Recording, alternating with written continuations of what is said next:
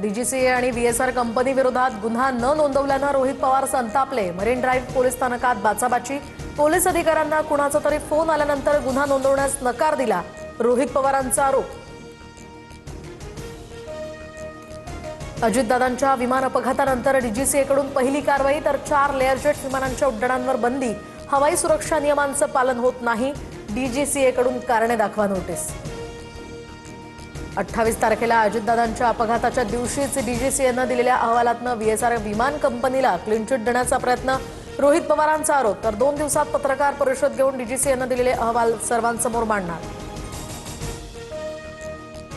उपमुख्यमंत्री सुनेत्रा पवार बारामती पोटनिवडणूक लढवणार। राष्ट्रवादी काँग्रेस पक्षाच्या कोर कमिटीच्या बैठकीत एकमत, तर सुप्रिया सुळेंकडून पोटनिवडणूक बिनविरोध करण्याचे संकेत। राज्यसभेसाठी भाजपची रणनीती ठरली। वर्षा निवासस्थानावरील बैठकीमध्ये 4 नावांसंदर्भात चर्चा। विनोद तावडे, रामदास आठवले, रावसाहेब दानवे यांचं नाव आघाडीवर। 28 फेब्रुवारीपर्यंत घोषणा होणार असल्याची सूत्रांची माहिती। महाविकास आघाडीच्या आमदारांची आज विधान भवनात बैठक होण्याची शक्यता। राज्यसभा निवडणुकीसंदर्भात चर्चा होणार, सूत्रांची माहिती। तर राज्यसभेसाठी महाविकास आघाडीकडून शरद पवारांच्या नावांची चर्चा। शरद पवारांनी राज्यसभेवर जावं ही सर्वांचीच इच्छा, सुप्रिया सुळेंचं भाष्य। तर पवारांच्या उमेदवारीवर घटक पक्षांशी चर्चा करून निर्णय घेऊ, राऊतांचं सूतोवाच। शरद पवारांना पुण्यातल्या रुबीर रुग्णालयातनं डिस्चार्ज, प्रकृती आता स्थिर असल्याची डॉक्टरांची माहिती। डिहायड्रेशन झाल्यानं 4 दिवसांपासून त्यांच्यावर सुरू होते उपचार। मुंबई महापालिकेच्या शिक्षण विभागासाठी 4248 कोटींची तरतूद। डिजिटल क्लासरूम्स यासह 278 इंग्रजी भाषा लॅब्स आणि सायबर साक्षरतेवर भर। 10वीच्या गुणवंत विद्यार्थ्यांचा पदवीपर्यंतचा खर्च पालिकेतर्फे उचलला जाणार। 1150 कोटींच्या जमीन घोटाळ्यांच्या आरोपांवरून संदीपान भुमरे संतापले। अंबादास दानवे खोटं बोलतायत, अब्रू नुकसानीचा दावा दाखल करणार। भुमरेंचं प्रत्युत्तर, तर चौकशी करण्याचंही आव्हान।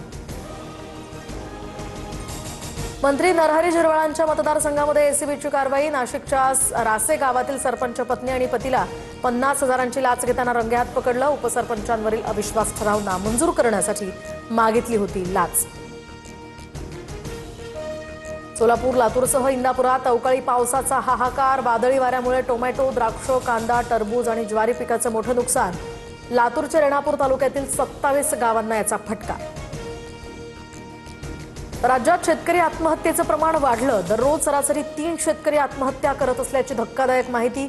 2009 ते 2025 या काळामध्ये 2783 शेतकऱ्यांनी आत्महत्या केल्याची नोंद।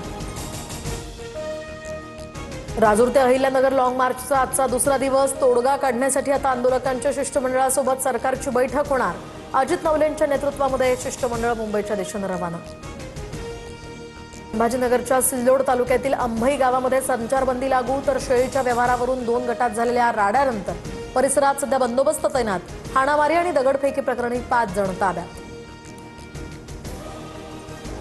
नागपुरात